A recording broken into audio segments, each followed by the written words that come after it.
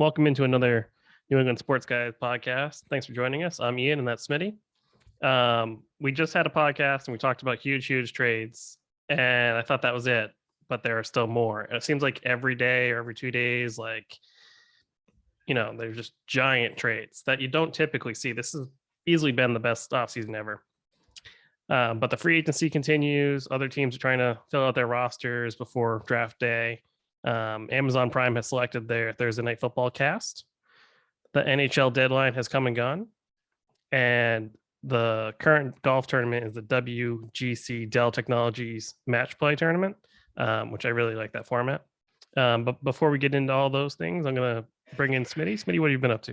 What is up, Ian? Well, for starters, there's been a boatload of stuff. Like you said, it's been a crazy week, really, in NFL, NHL, men's, the bracket. We'll talk about all those coming up later. Dell Technologies has been awesome watching that. We'll talk about that a little later, but I do really like that head-to-head matchup type. What I'm looking for. Format. That's the word I'm looking for. That was a tough one. Format for this tournament. I think it's really cool. I really enjoy watching this one. And that started yesterday. Let's see. What did we do last weekend? Patrick and I went and got our hair cut. And then we went and watched Sing 2. And I'm not going to lie. It is awesome going to the movie theater when there's like three people in there. The only thing I'll say, one thing that kind of chapped my ass while we were at the movies was in front of us. So you get to pick your own seats. So we sat, we picked our own seats pretty much near anyone, or not near anyone, but in front of us was this mom and her daughter, and the daughter, probably 2 years old, had no interest in watching the movie and was just running around the friggin' movie theater. Like, what are you doing bringing your child at 2 years old, knowing they're probably not going to sit there for more than 8 seconds? It really chapped my ass, and it was really distracting to me. Patrick was fully engulfed in the movie, but anyway, it was a lot of fun. We had a great guys' day. I'm excited for this weekend. Gonna go to the simulators on Saturday. That should be a lot of fun. And then we're gearing up towards the Masters coming up in a couple weeks. It's just going to be awesome. And right now, just watching the Bruins. We're recording here on Thursday. Bruins game is against Tampa Bay. It's 1-1 in the second. And there's just so much going on. Like I said, like I started with NHL and NFL trades that have just been really not expected, right? And we'll get to a lot of those here in just a second, but I'll kick it back over to you. What do you got going on? I'm just following. Well, when the tournament is on, I'm watching that. When the Dell match play is on, I'm watching that. In between watching all that stuff, I'm watching, every information source I can on the NFL, because I'm just waiting for, I don't know, something crazy like Tom Brady to come out of retirement or something. Like, oh wait, that already happened. Oh, how about the best receiver in the football get traded to another team? No, that already happened. What about the second one? Oh, he got traded too. So I'm just trying to go through all the information that's coming in right now. It's been bananas. Yeah, it's awesome. Yeah, as someone to follow and kind of report on all this, to our listeners, many of them probably already know a lot of this stuff, but it's been pretty easy to fill up our time, right? It's not been very difficult to talk about all the shit that's been going on. Yeah, and all these trades have huge impacts to the teams that we follow and across the league. And then, of course, our fantasy football teams, which nobody cares about, but those things. I do. Speaking of that, you sending me garbage trades is awful. I tried to trade you DK Metcalf, for 5 picks, 2 of them first rounders.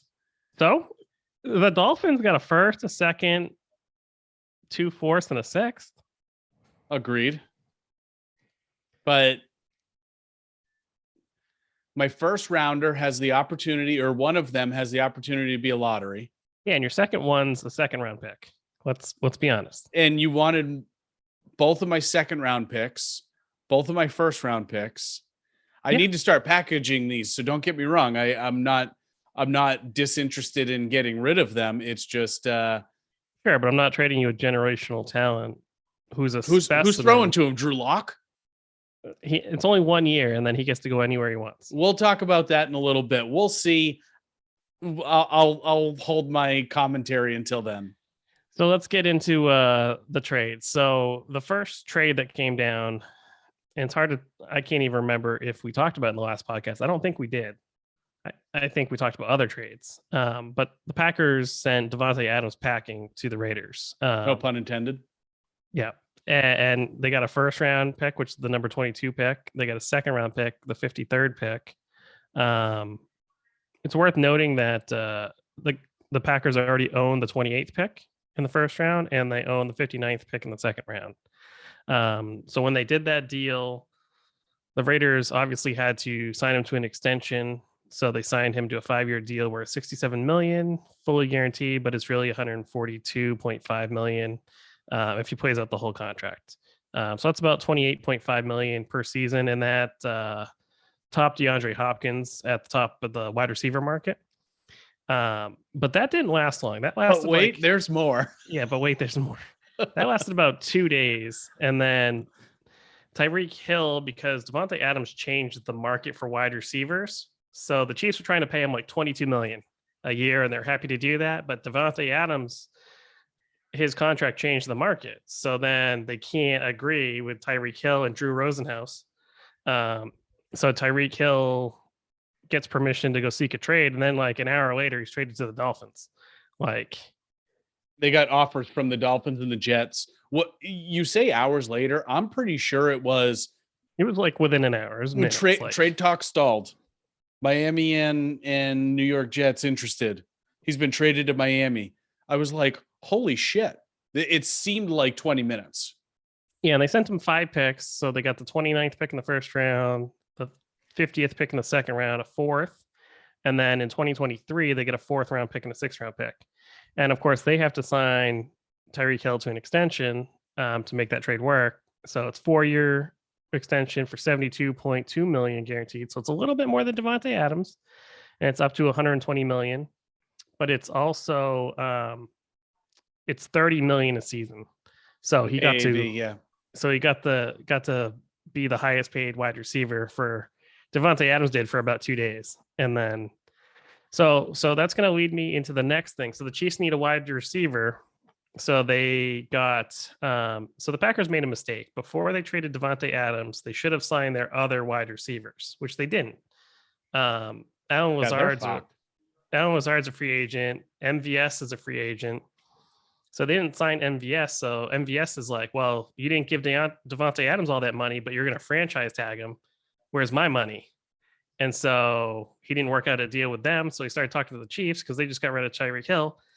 MVS, I know this is listed somewhere farther down below, but MVS got 3 years, $30 million. MVS per season catches about 30 balls a year. That's it. You've got more balls than that in a day. Yeah, totally. And it's ridiculous. He's basically stealing is what it is. There's no reason for anybody to pay him that much money. He is the Kirk Cousin of wide receivers. He is laughing all the way to the bank right now. Yeah.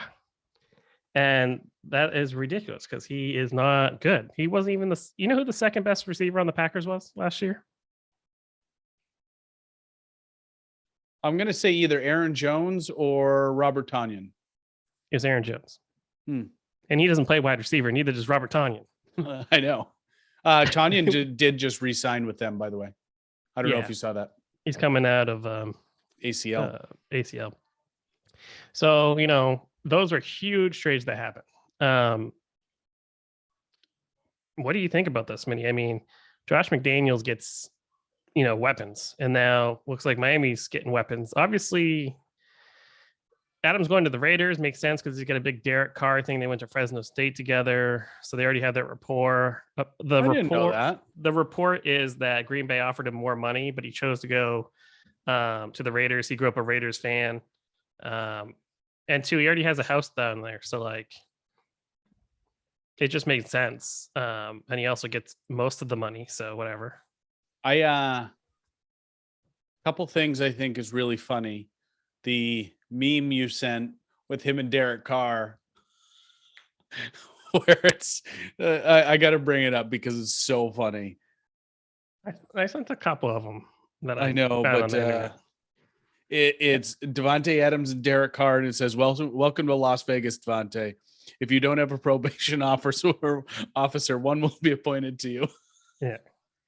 I cracked up pretty hard on that. But as far as the Adams trade, great trade for the Raiders. Honestly, they have a stud wide receiver now, or stud number one. You know, Davante Adams is arguably the best wide receiver in the game, even to this.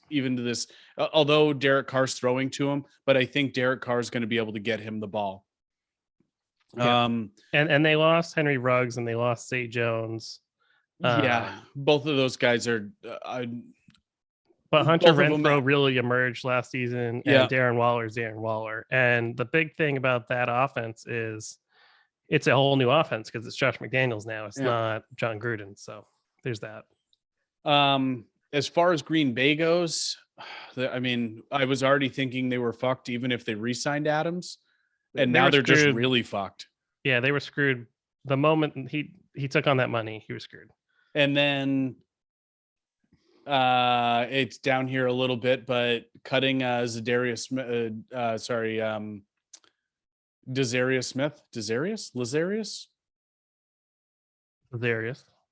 But yeah, they didn't cut him. They just didn't sign him back. Oh, I thought they cut him. I thought they actually cut him. I thought he had a year left. But anyway, he was a stud linebacker for him, and not re-signing him was a pretty poor choice in my opinion. Yeah, he's a star, but he has like a back problem. So maybe they were like, yeah, we can get one in the draft. Maybe. I mean, it's a good draft to get mostly trench personnel, but I mean, there's an opportunity. There's going to be a few good linebackers coming out. What do you think of Tyreek Hill to the Dolphins? I'm going to point out that, yeah, he's not getting the same coaching and he's not getting the same quarterback, but Florida has no income tax. You're knowing no state income. Yeah. As far as that trade, great one for Kansas City, honestly. Kansas City, they lose Tyreek Hill, who is 28, but he's a stud. But they drafted Mecole Hardman to basically be Tyreek Hill when they thought Tyreek Hill was going to be suspended, right? So they already have his replacement, and so I think that's going to be fine. Getting MVS, certainly. Nothing. We're better. We have the same amount of catches as he does almost. He'll catch more passes, I think, in Kansas City because they're a lot.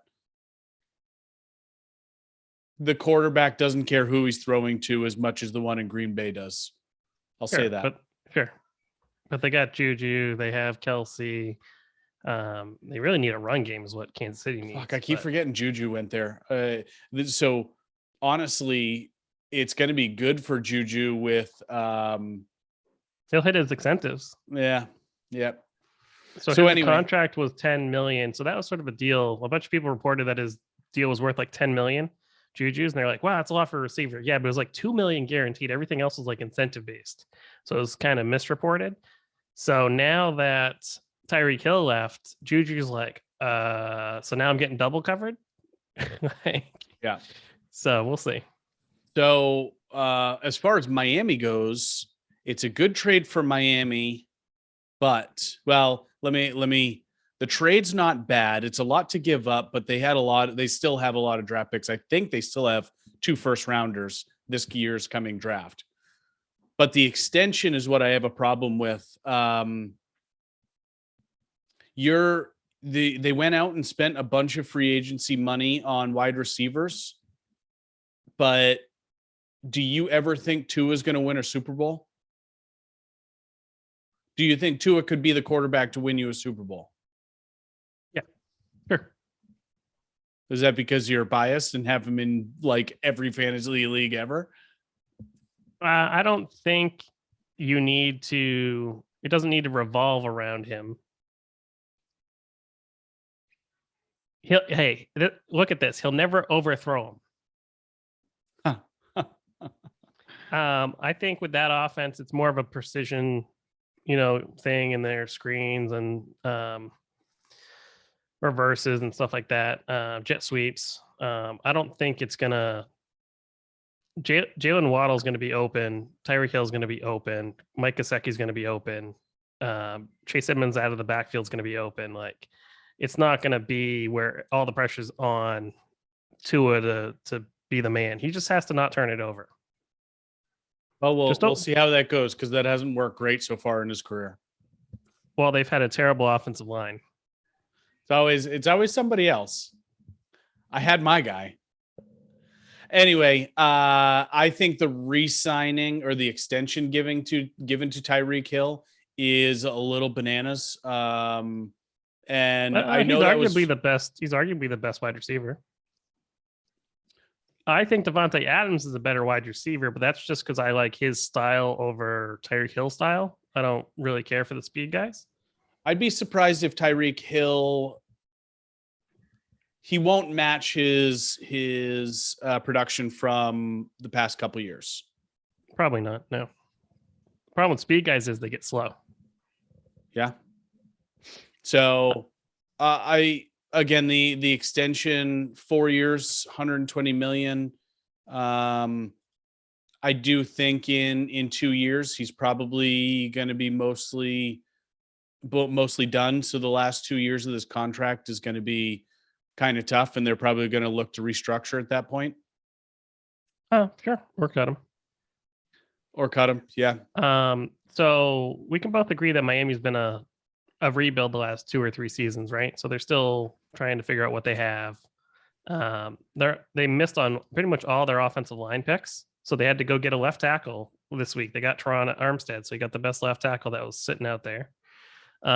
They picked up Lionel Collins from Dallas to play right tackle, so they've replaced the 2 most important parts of the offensive line.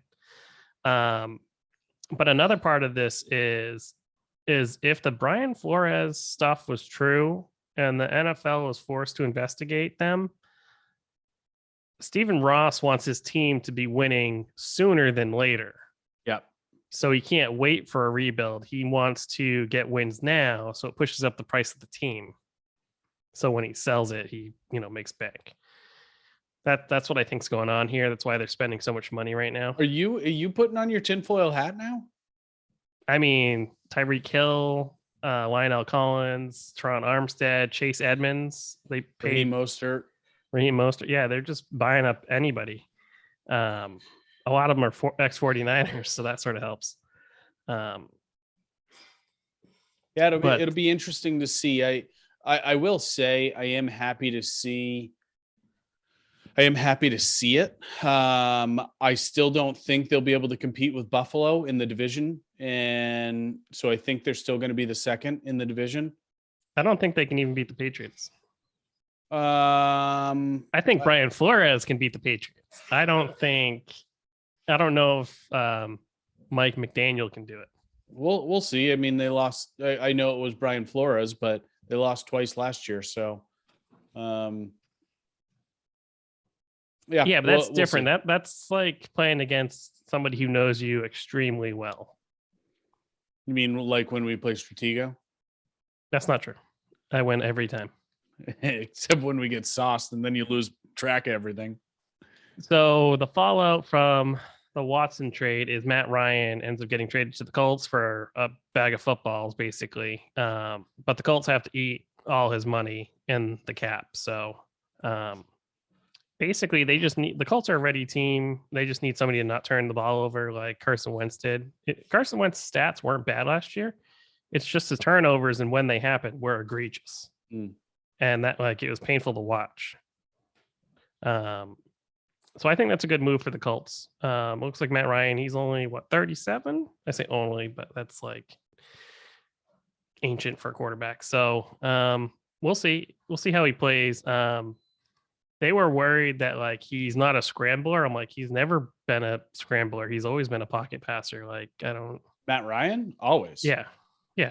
They're like, oh, he's gotten slow. He's always been slow. Yeah. Back when he was in Boston College, he had no athleticism. Like, I don't know what they're talking about here.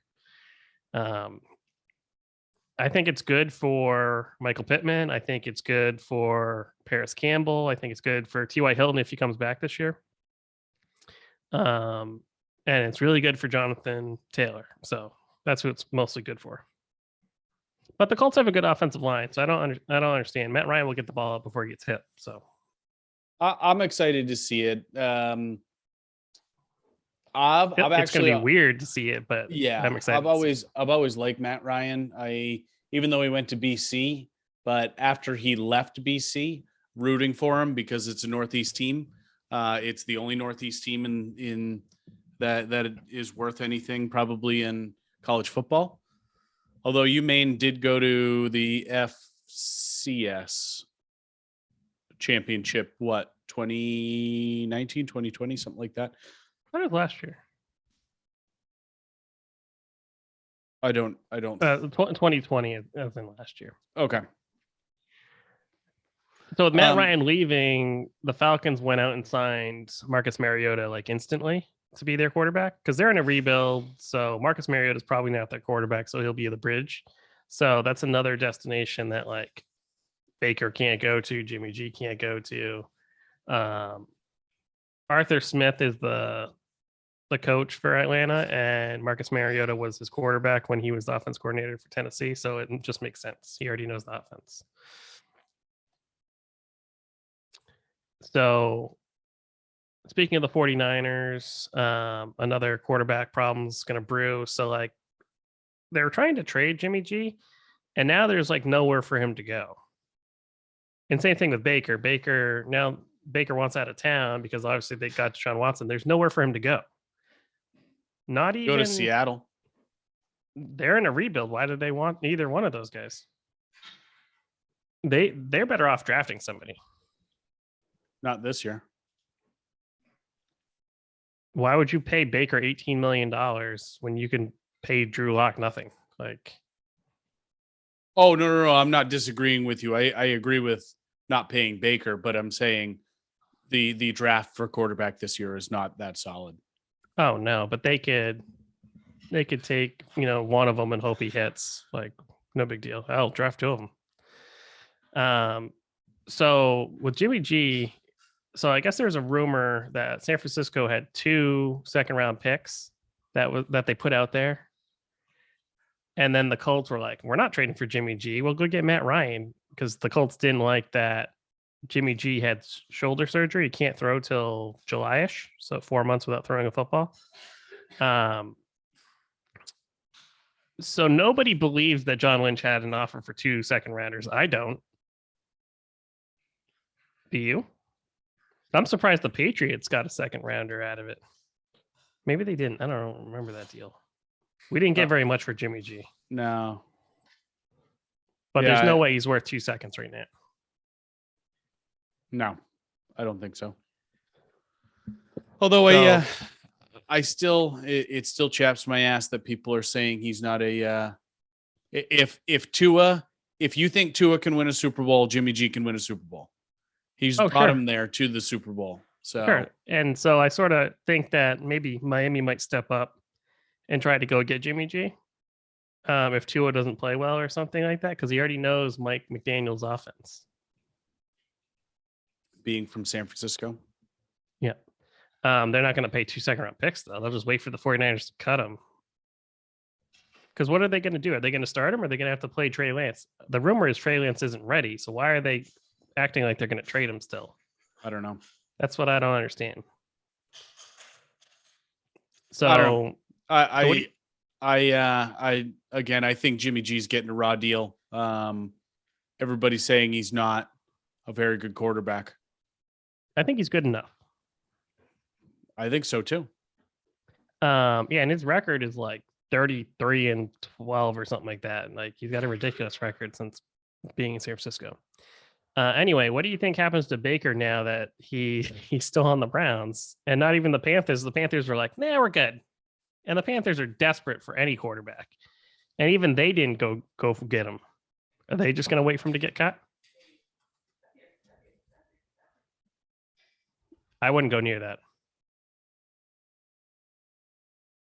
I have a prediction since you're still thinking about it. Yeah. I think Baker is going to go to the Bucs and sit behind Tom Brady. Why? They got Kyle Trask. So he's going to do what Jameis Winston does. You have to go somewhere, sit behind a veteran, and rebuild your image, rebuild your career, come in if there's an injury. The problem with Baker is he did too many commercials and he was like, oh, I'm everything, and then couldn't like win any games. And he had a great offensive line. He has the best running backs in football, has the best offensive line in football, has 17 tight ends, has great wide receivers, and still couldn't win. Like, well, I don't know about great wide receivers. Jarvis Landry's pretty good. He just got cut. Because he made $7 or $8 million. That's why he got cut. But if you were that good, you wouldn't have got cut no matter how much money you made. They just paid Tyreek Hill $30 million. Yeah, but the Browns just picked up Amari Cooper for $20 million, and now they're also looking to re-sign Jarvis Landry. They just didn't want to bring him back at the price he was at. But now he's probably going to ask for more money now that Tyreek Hill's contract's up there. So wouldn't you? The Browns probably just screwed himself. I wouldn't say great wide receivers. He's had great running backs, great line, great defense, and great tight ends, and above he was average, still pretty bad. Above average wide receivers. Yeah, and I think they underachieved with what they had around him. Sure. I fully agree with that. I'm not disagreeing with that portion of it, but yeah, it'll be interesting to see. I mean, I looked at a lot of the teams and I sort of went through them all and I was like, quarterback. Like, could he make a fit anywhere? He can't go almost anywhere. I can think maybe behind Tannehill in Tennessee. Or behind Russell Wilson in Denver. I don't know if Denver wants that problem. But he's going to get cut. Nobody'll take him for the money he's making as a backup quarterback. Yeah, $18 million. No, he could end up on the Giants. Either that, or didn't the Giants who did they just sign? He could go to Pittsburgh. Sit with Trubisky. Yeah, the problem is I don't think a lot of teams want somebody who's toxic like Baker is. It's fine to be like fiery and stuff, but that you have to have like good energy. He's not good energy. I don't think he's a locker room guy. And now that I think of it, he wouldn't go to, he could go at free agency. He wouldn't get traded to Pittsburgh. They wouldn't trade inside the division, obviously. Right. And I thought I saw it somewhere on one of these several news sites that Tomlin is interested if he gets cut, which is fine because they're desperate to find the next franchise quarterback because Big Ben's gone. So. And I think they're going to need a couple year bridge, at least probably a 2-year bridge of quarterbacks in Pittsburgh. Either that, or they're just going to have to sign a free agent or trade for a franchise quarterback, which turns out isn't that hard. All you have to do is send 5 picks.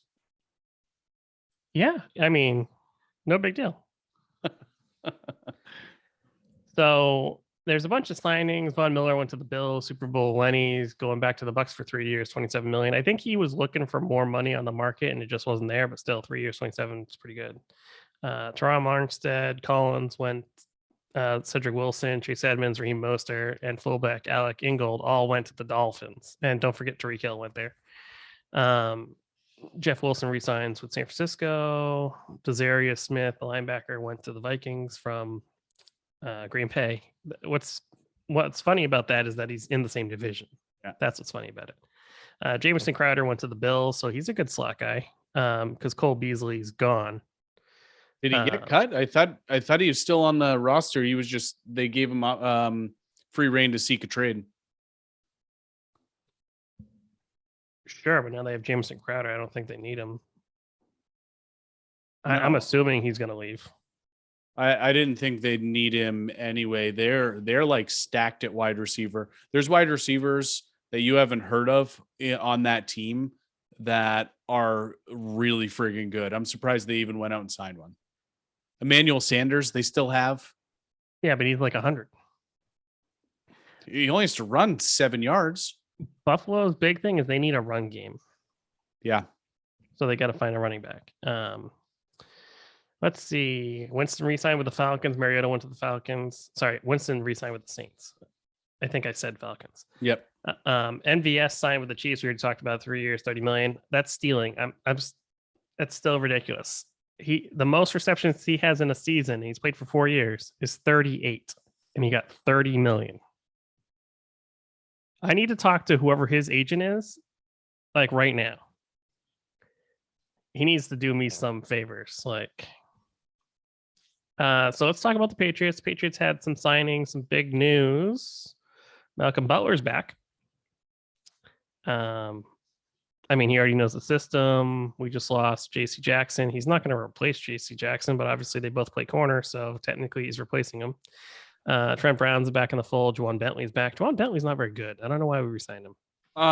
Because Bill Belichick likes him. He's a big linebacker. Hope we didn't pay him money. Nick Folk is back, so we're going to carry 2 kickers again. Nick Folk deserves his money. He's been friggin' lights out inside of 50. He's like undefeated inside of 50. Yeah. I like Quinn Nordine. I think he's actually still on the team. Ty Montgomery is back. I didn't know he was still in the league, to be honest. I shouldn't say he's back. He signed with the Patriots. I can't believe he's back with the Patriots. He used to be a wide receiver, and then Green Bay made him a running back. And I don't really know where he's been the past couple of years. And then he was with the Saints, wasn't he? Yeah, he may have gone down there. Sean Bain, I can see him using. But so what this reminds me of is Cordell Patterson. I think he's going to be Cordell Patterson. It's like he's a wide receiver that can't catch. Was it? I think it was Ty Montgomery. I think it was a playoff game or towards the end of the season. He was a kickoff return. I don't know if you remember the story. So he's playing kickoff return, and Green Bay, when he was on Green Bay, whoever they were playing, Green Bay was playing, just scored a touchdown or just scored, and they went up, and there was like minute 20 left in the game, and I don't remember all the details, but all he had to do was down it in the end zone and give Rodgers and that offense a chance to go back and score and win the game. He runs it out to like the 10, fumbles. He's gone the next week. They cut him. See ya. But I think so. I'm going off of memory here, so don't quote me on this. But I think did he spend a little time in Buffalo first and then go to the Saints? Sounds right. But again, I don't know why. Like, he's like Randall Cobb. Like, why are they still in the league? James White's coming back. No surprise. After the hip thing, he was out last year. So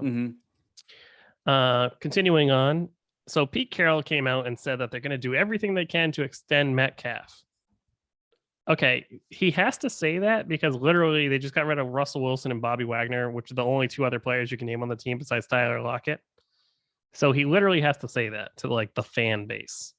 But Metcalf, after this year, switched agents, and he's in his last year, so he's about to become a free agent.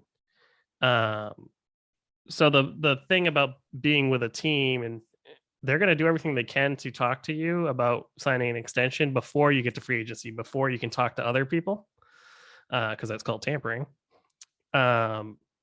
And then we just saw Davante Adams just change the market to 28 million. Then Tyreek Hill just changed it to 30 million.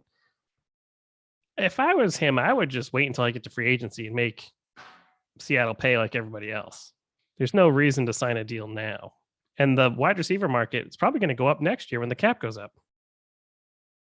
And then I would just wait and go sign somewhere with a quarterback I like to play with, like assuming Seahawks don't find one. You say that, but I said it in our text message string. I don't see Metcalf as being a guy who cares that much. He cares about making money first and then winning second. If they throw in his contract renegotiation, if they throw, if they make him the highest player, he'll stay. Yeah, no, and then he's going to cripple that franchise, and they won't be able to rebuild. And well, I mean, that's typically when you pay the highest quarterback, you're crippled, not the highest wide receiver. Sure, because those are different, like tax brackets. Like, but I don't. And there are no other stars on the team, so I mean, now would be the time to pay him. Yeah, I don't see it. Yeah, I don't see it as well. The problem is they're going to have to pay off the dead cap that came with Russell Wilson too. Sure, but I don't know. I don't see it as a. I think Seattle's going to keep him. I don't think he goes anywhere. I think he's just going to make $30 million for like a 7-year contract and then just kind of waste away, honestly, until they can get a quarterback. Yeah, I just don't think it'd be. I don't think even if he did do that, I don't think he'd stay the length of the contract because Pete Carroll's going to be retired or dead. So that team's gonna be under new management. He's younger than Belichick. That team's going to be under new management sooner than later. So I can, and there are no other stars really there. Tyler Lockett's there; he's pretty good. Their running backs need some help. I guess they got Noah Fant now. I was going to just say Noah Fant, yeah. But they're searching for, like I said, they're searching for a quarterback, but they're also like terrible on defense now too. I was going to say they're searching for defense. They've been searching for an offensive line for a long time. Yeah. I think they lost their offensive line the moment they traded their center to the Saints a few years back for like Jimmy Graham. That was the dumbest trade I've ever seen. They traded like an all-pro center to the Saints for Jimmy Graham. And Jimmy Graham, the Saints were going to pay him anyway. And then Seattle's never been the same. They can't find stability on the offensive line, and they want to run the ball, but if you can't like pass protect or run block, like that's a problem. Yeah, it usually hurts you. And all about the Seahawks running backs. Inside fantasy football joke there. Yeah, I certainly do. Anyway, getting to something cooler note. I don't know if you saw this. So the Patriots let Providence College use their team plane for their game in Chicago against Kansas on Friday. It was used to help tomorrow night. Yeah. But it's used to help staff members, fans, family members get to the game. It wasn't going to transport the team, but since all the March Madness and everything that's going on right now, I guess it was tough to find charters, so they were able to find the Providence College was able to find a charter for their team, but they weren't going to be able to do it for their boosters and a bunch of others. So Robert Kraft jumped in and let him borrow the Patriots logoed plane. I thought that was pretty cool. Yeah, it's an easy PR win for him anytime he does that. And he does it for a bunch of things, and that is very generous of him. But also at the same effect, it's not going to be used if, nobody's using it. So maybe he had to hop down to Florida. Maybe. This just in, upset alert because my bracket thing popped up here.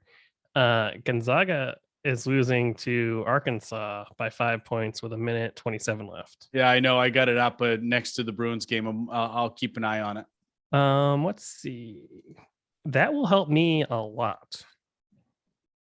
Yeah, because you picked Duke to win, and Gonzaga's in the same the same division. That knock out like almost everybody in our bracket. Yeah, it helps quite a bit if that happens.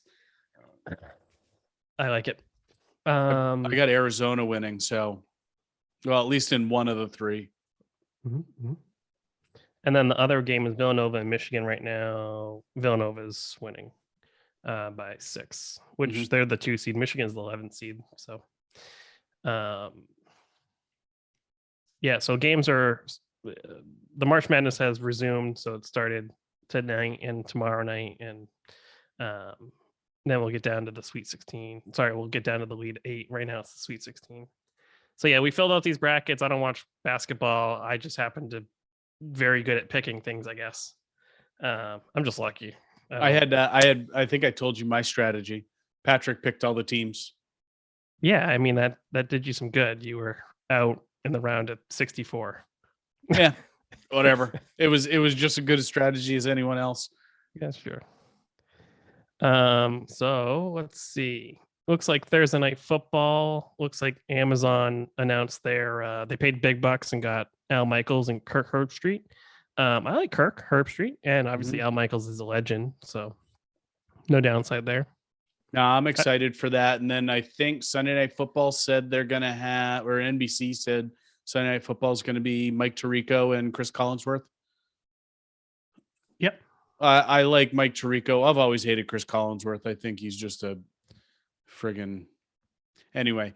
Yeah, no, I'm excited. Al Michaels and Kirk Herbstreit. Kirk Herbstreit's still doing college, so he's one of the ESPN like college analysts. Yep. So the cool thing about him is, especially that younger wave of NFL stars, he'll be able to talk a lot more to him because he follows them, throughout their pre-NFL years. So yeah, Herbstreit, they picked him out of like nowhere to be like the college guy. And like, so he's been doing that for what, 10, 15 years, something like that? Yeah, maybe something longer. like that. So yeah, he knows all these guys. He did all their games in college and stuff like that. I like Chris Collinsworth just because you don't like him. Rick. I'm gonna talk him up next episode. He's a Pro Football Focus, right? Yeah, he owns the rights to that. Yeah. So he owns all the stats that the NFL tries to use or whatever. Friggin' dog shit. Smart play. Analytics, baby. It's just a fancy word for stats. Yeah, and then we talked last week how Joe Buck and Aikman are coming for Monday Night Football, which is fine, but man, do I hate that matchup. It's all right. We'll be listening to Peyton on the Peyton Manning cast. So a lot of change. Like they all just like switch seats, but nobody left. Nobody retired. Like it's weird. Yeah, right. So in MLB news, looks like the Red Sox landed a big bat in Trevor Story, 6-year, $140 million shortstop who's going to play second base apparently for us. I mean, to add, I don't know how many home runs he had, 28, something like that.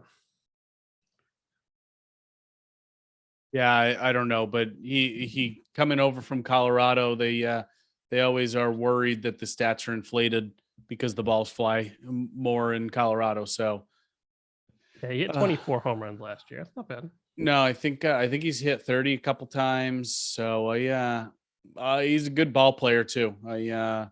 Hopefully he can make the transition to second base. 35, 37, 24, 27. Mm-hmm. And then he must have been hurt in 2020. Or never mind, that was a shortened season. So he hit 11, and then in 2021 he hit 24. So I mean, he could hit 30 home runs. That's what they're looking for. Yep. JBJ is back. Didn't he come back in a trade though last year? Or maybe it was this I don't know. I think it was just recently. Okay. But I think it was in a trade. Just defense for us. He literally provides zero offense. This isn't in our script, but did you see Andrew Miller? The left-hander that played for the Red Sox, Andrew Miller? What about him? That he was retiring. Good for him. He went to Cleveland with Terry Francona. Good for him. He's played 16 years as a reliever. It's pretty good.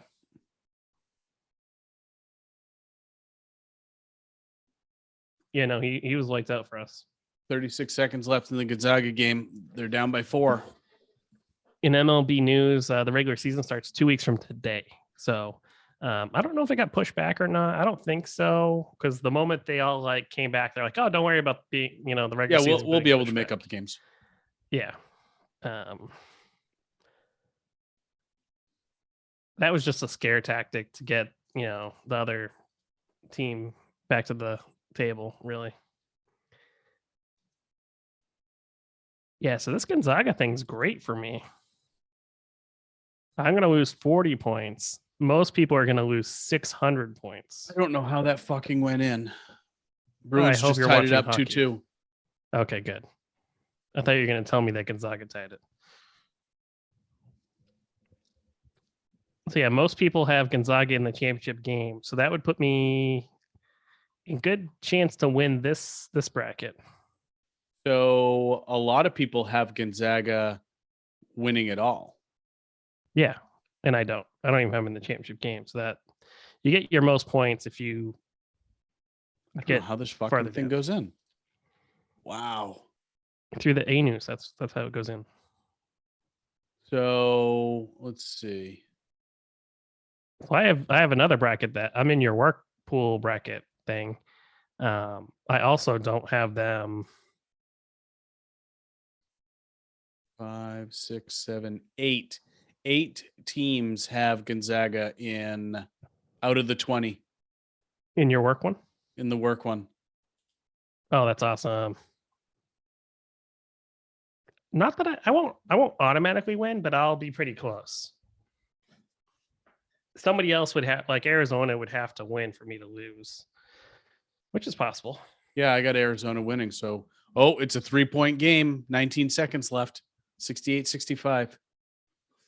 All right, let's we'll go through the Bruins and a little NHL news. Yeah, you talk about that, and I'll tell you who wins the game. I got the game still on, but so Bruins, the big trade that the Bruins made this week, just before the deadline, was they traded for Hampus Lindholm and Cody Curran from Anaheim.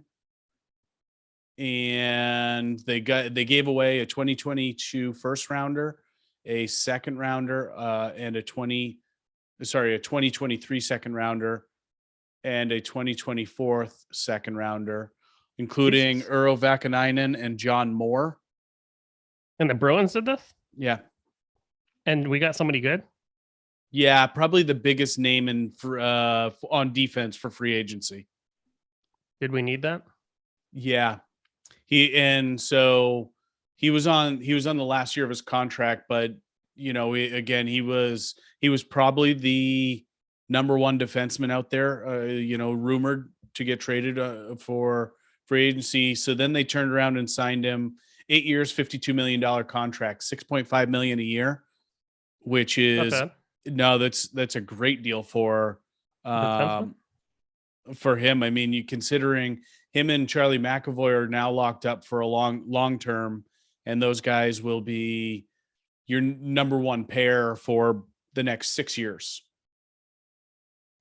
At relatively cheap money and the contract. So 6.5 is already not a lot at the level he plays at. He probably on the free agent market probably could have made 8 a year. Sure. And so there's that. And then also considering salary cap's going to go up, and him and McAvoy, you got your number one, number two defenseman, 1A, 1B, whatever you want to call them. Your first pairing is only at maybe $13.5-14 million. Yeah, I was gonna say, what's the top end of a top defenseman? Isn't it usually around like 8 or 9? It's probably going to go up with the salary cap a little bit, right? But what is it now? Yeah, right now, not the highest paid one, but like most of them get paid what? 9.5. Okay. Yeah, so we got a bargain. Yeah. And again, locking him up for 8 years is fucking awesome. He's a 28-year-old. So he's going to be the prime of his career is going to be here in Boston, which is great. He's looked really good so far tonight in against Tampa. Let's see. The Bruins also traded and got Josh Brown and sent a conditional 7th rounder to Ottawa in exchange for Zach Senyshyn and a 5th rounder. Zach Senyshyn was one of the first, I think it was Don Sweeney's first draft he ever did. The Bruins had 3 first rounders in a row. It was like 14, 15, 16 were the numbers. Here we go. Put it in. Yeah. Something like that, or 13, 14, 15, something like that. And they were all developmental guys that he drafted, right? Well, it was Senyshyn, Jake DeBrusk, and Jakub Zaboral. Right, but none of them played for the Bruins like that season. Like, no. And Senyshyn really hasn't been able to break in with the Bruins. He's played for the AHL a lot, or in the AHL a lot for the Providence Bruins. So Josh Brown is a right shot defenseman that's going to shore up. He's going to probably play. He'll probably be the 6th or 7th defenseman, but again, gives them depth and some toughness. He'll drop the gloves if he needs. You know, the guy's 6'5", 217 is what ESPN has. What's up?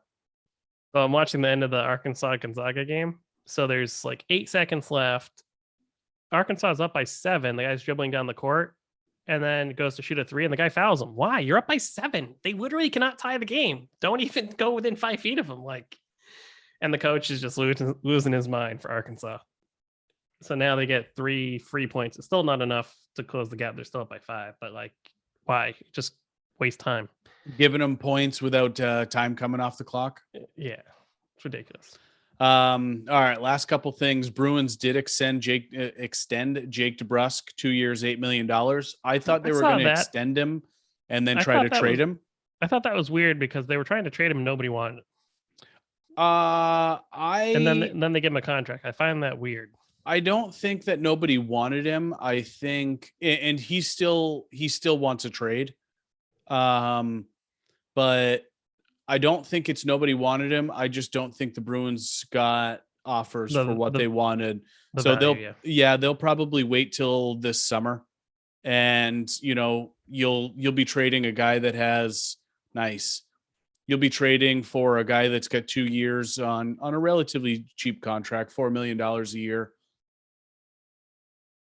He thought so. Arkansas has officially knocked off Gonzaga. Yep, by 6 points. Yep. And then last week we forgot to talk about it, or I forgot to talk about it. Nick Foligno played his 1,000th game in the NHL. Really cool.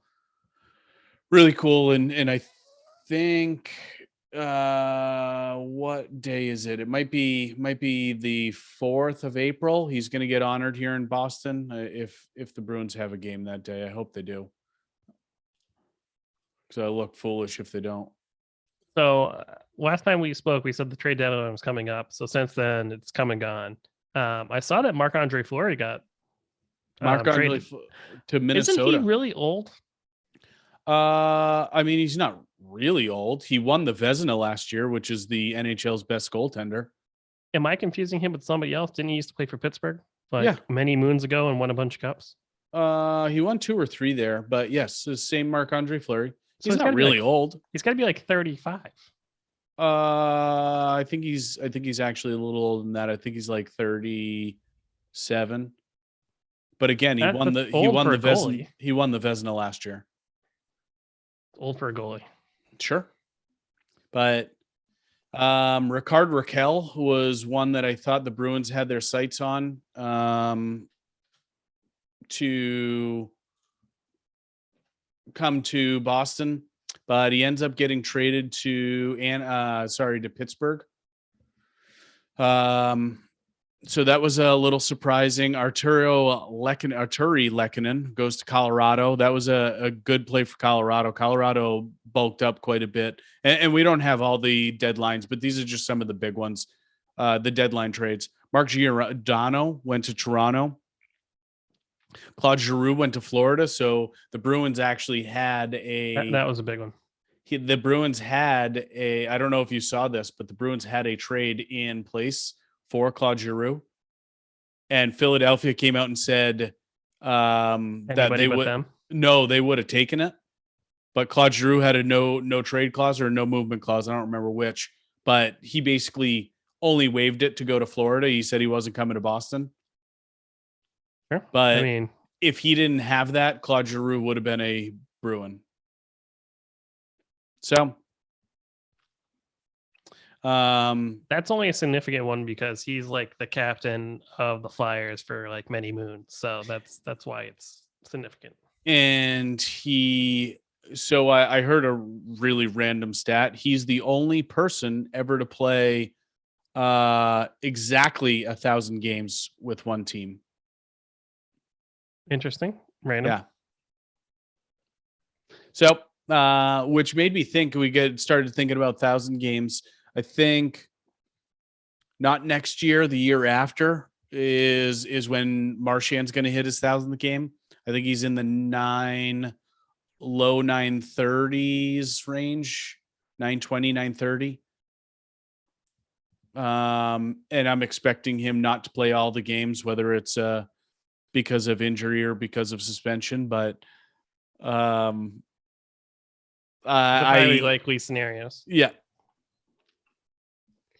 But anyway, so that's a lot of the big trades here in the NHL that were going on, and with the Bruins especially, and I'm a little surprised the Bruins didn't go out and get anybody on offense, but the way DeBrusk has been playing, I don't know we would have found anybody that would be able to replace that his production right now, and he's statistically he's played really well in the playoffs, which is great. So he's streaky. That's the problem. He is very streaky, and I hope he just gets hot for the playoffs. I mean, I'm fine with streaky players. You just got to know that when they're streaky, and then if they're, playing or if they're cold, put somebody else in. Like, that's all. The nice thing I'll say for him and the Bruins is I think he's going to be a little less streaky. He's playing with Bergeron and Marchand. So having those two guys, you're going to get your ice time. You're going to get your looks because those two guys create so much. And I think that's part of the reason he has had an uptick in production lately. Although Bergeron's not playing right now, he's still out with an injury. Oh, get past to that hat trick. The thing with the DeBrusk is, as opposed to some other people, is his scoring is not related to effort. What do you mean? Like Milan Lucic, like his scoring would go down, but that's because like he checked a lot the night before, and like he couldn't check every day. Like you can't do that as hard as he did.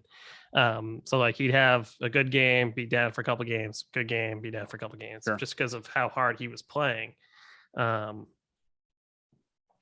So like you knew when Lucic was going to have a bad game, is what I'm saying, just because his stamina and fatigue. But there are also other players who literally just don't try very hard. I don't know that they don't try very hard. I think it's more just they'll lax on defense or something like that. Yeah. Maybe you don't back check as hard as you normally would. Or, right. They're trying to conserve energy, stuff like that. So in Celtics NBA news, the Celtics are tearing it up right now. They beat the Utah Jazz by 30 points. Right now they're tied for fourth place with Philadelphia, which is great because I hate Philadelphia. So they're first in there. They're tied with Philly for first in the division. They're in fourth place overall. Yeah. Because NBA still does the 3 divisions, and each division leader gets number 1, 2, 3 in the playoffs. So they're a game and a half back on Miami, which Miami was running away with it beginning of the year. Miami's having a meltdown lately. But the Celtics are 9-1 in their last 10 games. So they beat the Warriors not long ago. Steph Curry got hurt in that game. He hurt a ligament. I don't know if he tore it or not, but he sprained it at least. High ankle sprain. Yeah, so he's in. It was Marcus Smart. I thought it was a clean play. They thought it was dirty because he jumped on Curry's leg, but Curry didn't even try to go for the ball. So that's on him, I guess. But the moment that Marcus Smart got up, he said he was sorry, he didn't mean to roll up on him. I don't know. Steve Kerr had some words to say, but of course Steve Kerr is trying to protect his best player. It is what it is. So the big news is New York and New Jersey. I think they're going to make exceptions for unvaccinated athletes to be able to play in the very near future. So Kyrie Irving can start playing home games because I guess he got a bunch of pressure from these who cares teams. I hate Kyrie Irving. No, but it also means the Yankees and the Mets and all those other teams can practice at home and stuff like that. So let's get into golf. So the WGC Dell Technology Match Play tournament is going on. I love this format. It's just different for the players because you're playing directly against somebody. Typically in golf, you're not. You're just paired with somebody and you happen to be playing golf. And, you'll worry about it if after you make the cut, then you might care more about exactly who you're playing against. Because after the cut, everyone's scores are a little bit tighter. You're grouped with the people that your scores are near. So you're in competition with those. But with match play, you're fighting that person every hole. So I think that's pretty neat. And you can tell there's some players that don't do well with that kind of pressure. I think Justin Thomas lost first. Joaquin Niemann lost first. Joaquin Niemann got fucking the doors blown off him. He lost 8 and 6. Oh, ouch. Xander Schauffele, I saw him putt a ball off the green into the water today. That'll happen. Bryson DeChambeau hit his first tee shot. I think they said of the year or since January, something like that. And it went into tent. It went into the tent. Why hasn't he been hitting his driver? Has he been hurt or is he just he's coming back from injury? Okay. I don't like Bryson, so I don't follow him that much. He still sucks. I mean, he's a hell of a golfer, but he's a douchebag. Sergio lost today. I don't know all of them. I could read them all, but I'm not going to. I don't know how the format is on the website because it just tells you who won and lost, but it doesn't tell me the bracket, who they're going to play next and stuff. I don't see that on ESPN's website. The way it works is why it starts. Yeah, there's 16 groups and it's listed number 1 through 16 in the. I don't know if it's the world or if it's the current rankings. It's got to be the world. The current world rankings. So 1 through 16 are in literally 1 through 16 bracket, and then 17's in 1, and it goes all the way until you fill all the bracket. And then so you play 2 matches, and then you go into the winner of each bracket goes into the round of 16, and then it goes down from there. Okay, so yeah, it's a weird point system. Yeah. Well, it's just you get a point for winning and you get a half a point for having, and you lose, or you don't get a point for losing. Yeah. So it's similar to Ryder Cup or President's Cup style, which I'm so excited for our tournament coming up. It's it's less than a month away now. It's going to be so much fun. I'm getting ready.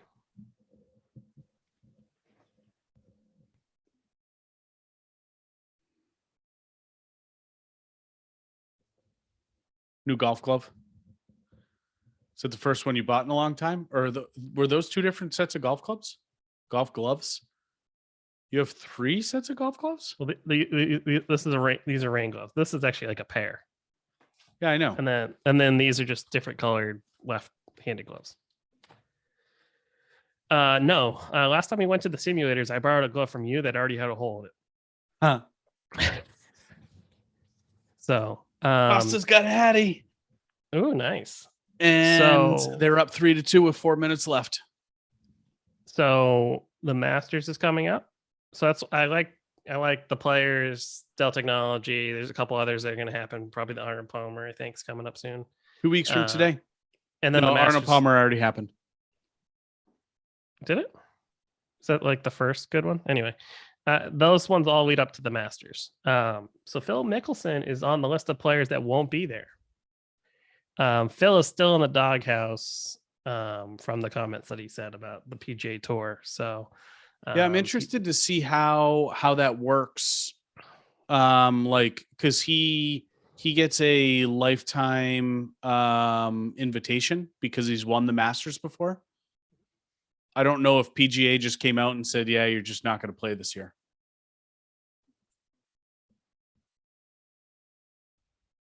That's the only thing I can think of. Either that or he agreed not to play just to make sure there was no controversy. Yeah, controversy and spotlight on it. It's still going to be brought up though.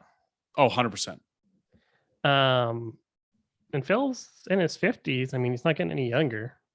I would just show up. I don't think that's how it works, but the only one he needs is the U.S. Open. I think it is. Oh, for the career Grand Slam. Yeah, because I think the U.S. Open he's finished like second a bunch of times, like six times, right? Yeah, second 4 or 5 times, something like that. Oh, Phil. What are they checking out here? His competition's not getting any easier. With Dustin Johnson and John Rahm. I think the group is just getting better and better. And this is all Tiger Woods' fault, by the way. That's all right. I love how good golf is right now. Although watching the last 2 tournaments, you wouldn't know it. Watching everybody hit it into the water, hit it into the woods, hit it into the rocks. These guys are playing like us. Right. So extracurriculars, it looks like I'm just following sports until the draft, really. So there's still March Madness. You said NCAA hockey. I don't know if I'll start watching that. We'll see. It's fucking awesome. So right now, Minnesota. I watched it in the past. I just don't know if it'll be on TV. It'll probably be on. It's on ESPNU and ESPN2 is what the games are on. I really wanted to go to the Frozen Four because it's on April 7th and April 9th are the games.